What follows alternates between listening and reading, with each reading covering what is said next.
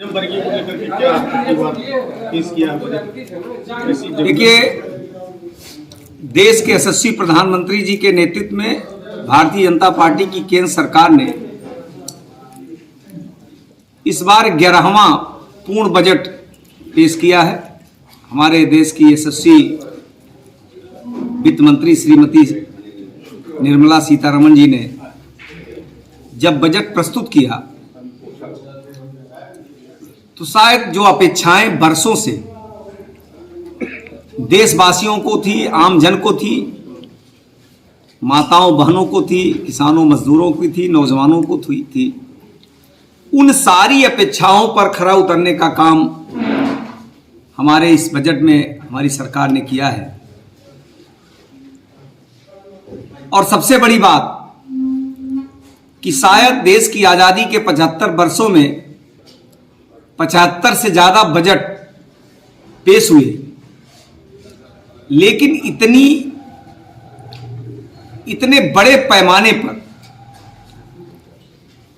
शायद कभी भी इनकम टैक्स में छूट किसी सरकार ने दी होगी। कभी 25,000 बढ़ता था, कभी 50,000 बढ़ता था, कभी 1 लाख बढ़ता था, लेकिन हमारी सरकार ने, माननीय प्रधानमंत्री जी ने 7 लाख से बढ़ा करके 12 लाख तक के इनकम पर